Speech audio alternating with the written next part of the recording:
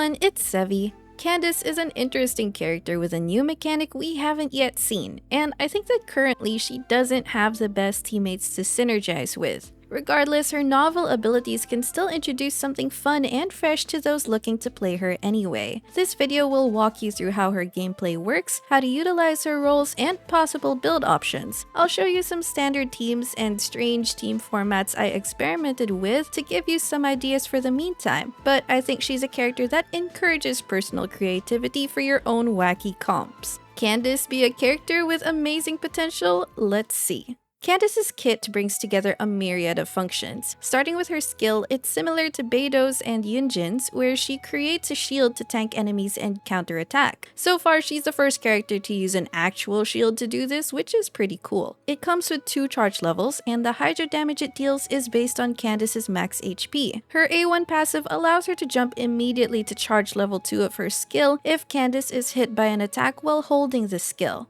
Since her charged up skill has her single highest multiplier, this is what people can do nuke showcases on. But aside from that, the practical use of this skill is to face tank enemies, apply hydro, and generate particles. Leveling up this talent will increase its damage and the amount of damage it can absorb, though you can use it even unleveled. Next is her burst, which is where most of her utilities are. First, it gives a 20% elemental damage bonus to characters' normal attacks, whether hers or her teammates. This effect is further enhanced by her A4 passive, which adds another damage bonus based on her max HP when characters affected by her burst deal elemental damage with their normal attacks. Note that these damage bonuses will apply to any element-infused normal attacks, such as those of Yoimiya or Ayato. Even if it's a ranged attack, the buff still works. Second, it unleashes an AoE wave of hydro damage whenever you swap teammates. However, this is capped at 3 instances per Candace's burst duration, and I wish it at least had a higher limit than that. Finally, it causes the auto attacks of polearm, sword, and claymore wielding characters to be infused with hydro. Because some characters have their own infusions or also create infusions, I'll flash here a list of infusions that Candace will either override or not affect.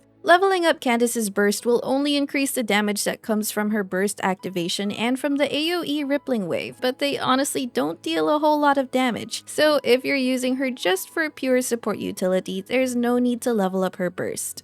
Her normal attacks only become relevant when you decide to make Candace your on-field DPS. I'm personally hesitant to recommend it, but I think if you're already considering a DPS Candace build, no one can stop you, so let me cover it anyway. The first thing I noticed about her normal attacks is how slow they are, which makes sense because she has to lug a shield too. They do have the highest multipliers among polearm users' normal attacks, but the slow attack speed also means that it's slower for her to apply hydro with them. This, however, is alleviated by combining her normal and charged attack. Since her charged attack has a separate ICD from her normal attack, it allows for something like a double vaporized combo, like playing a Hydro Hutao. But Candace's winding up time from her charged attack is relatively very slow, making it feel sluggish to do. Another thing to consider is that while her skill and burst damage scale from HP, her normal attacks still scale from attack. So if you build her as an on-field DPS, that means sacrificing a huge part of her HP scaling abilities. The quirks of her attacks don't matter as much in the overworld, but in time-gated events like Abyss, trying to make an on-field DPS Candace to clear comfortably is definitely a harder challenge. So I'll be focusing more on how to play to her other strengths, which can grow more in the future with new characters. Now, what are the best roles Candace fulfills? The more unique aspect of her kit is that she joins in the group of C6 Bennett and Chongyun as our first hydro infusing support. This ability can range from being very inconsequential if her team doesn't care about it, to improving the team's hydro application, to encouraging thinking outside of the box. There are some pairings that can already display some level of synergy. Like with Xingqiu, it kind of makes sense if you infuse his attacks, since you're building him for hydro damage anyway. Another example is Diluc, whose normal attacks can apply hydro to vaporize his own skill procs. Anyway, there are a lot more variations to try, and while some may be suboptimal, at least it's one way to have odd, fun combos.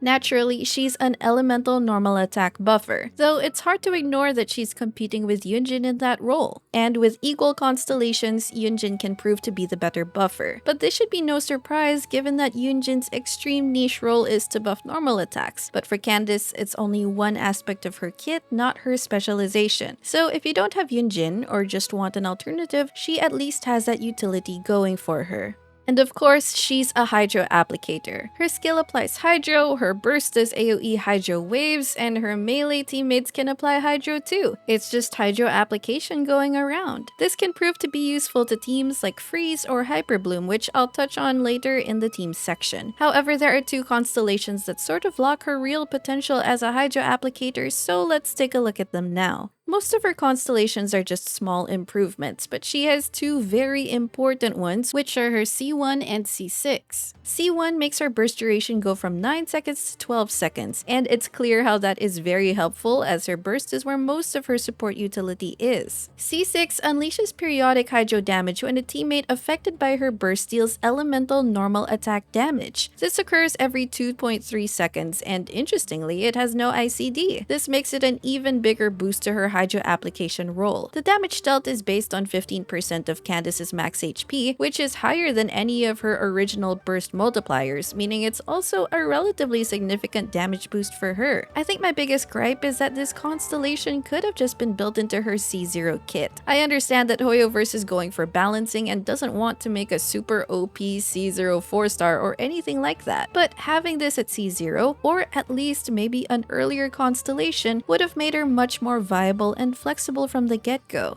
The constellations in between are somewhat minor. C2 increases her HP after her skill hits opponents, which is a small bump to the HP scaling damage bonus she gives, and C4 just shortens the cooldown of her hold skill. So all in all, I think her C1 is already a huge help to her supposed role, and maybe with future characters and teams, C6 will prove to be more useful too.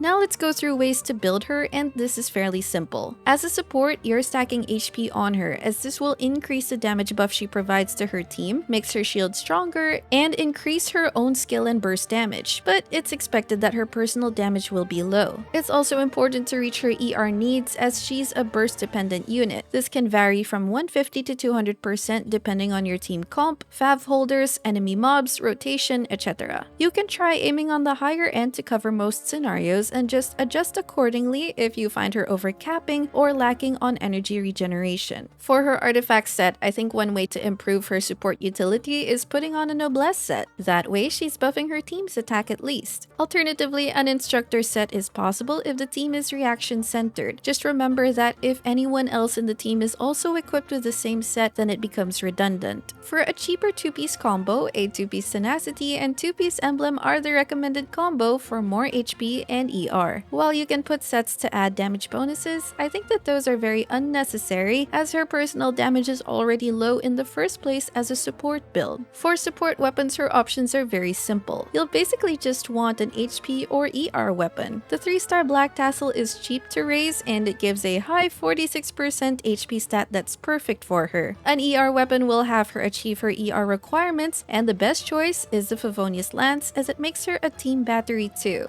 If you don't have it though, any other ER weapon is fine.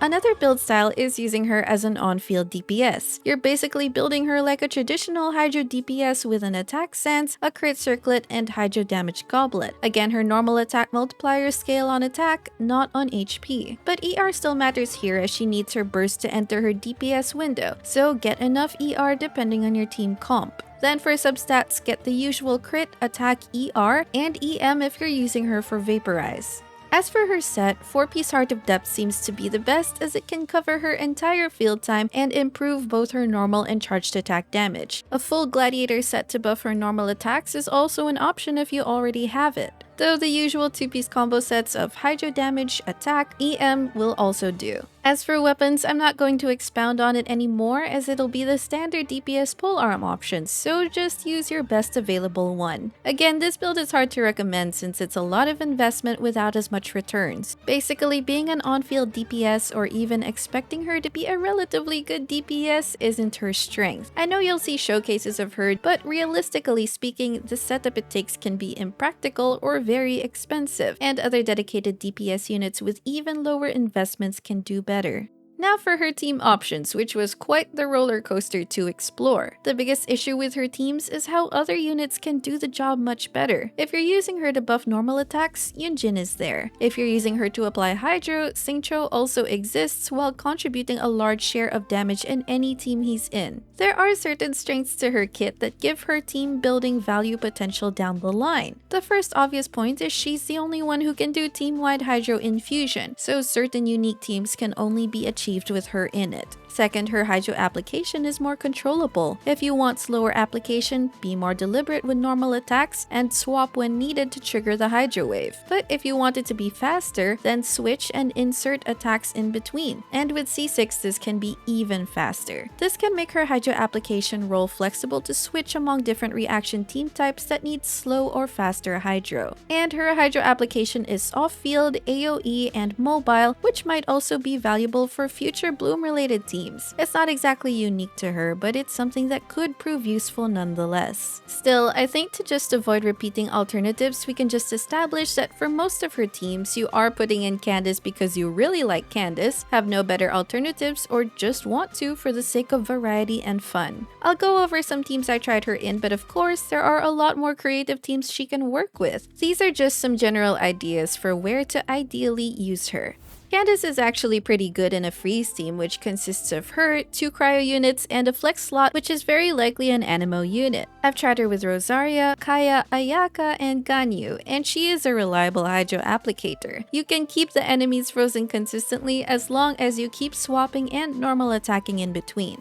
Slotting her in a hyper carry Ayato team also works well, and maybe you don't have Yunjin, in which case Candace is a decent alternative. Having the double Hydro resonance at least benefits both their HP scaling talents. For a Dendro-related team, she can work in Bloom, Hyperbloom, and Burgeon variants. But I think Hyperbloom and Burgeon are much better since if you're building her in a Bloom team, you might have to give her an EM build, which is highly impractical. At least in Hyperbloom or Burgeon, she is only generating Dendro cores for your Electro or Pyro unit to react on. Among these, a team I've liked the most was using her in a Freeze Hyperbloom team. Throw in Dendro Traveler, an Electro trigger like Kuki or Raiden, and a Cryo unit to freeze and deal damage, and it works pretty much like other Freeze Hyperbloom teams. Of course, I had to try her in the national team template. She works with Xingqiu, Xiangling, and Bennett, although the power level feels lower versus other national variants. Still, the proof of concept turned out well. You get to keep the Hydro infusion even if your Bennett is C6. In this team, it's a good idea to keep Xingqiu on the field as he deals Hydro with his normals, and since his burst doesn't snapshot, this is one way he can maintain Bennett's attack buff. Swapping to Bennett's E to battery will get those rippling waves from Candace. Diluc can use Candace's Hydro infusion as his own means of reverse vaporizing his skill procs. In practice, it's pretty amusing, but to maximize Diluc's damage, he ideally still wants his normal attacks to be pyro infused, while an off-field unit does the Hydro application.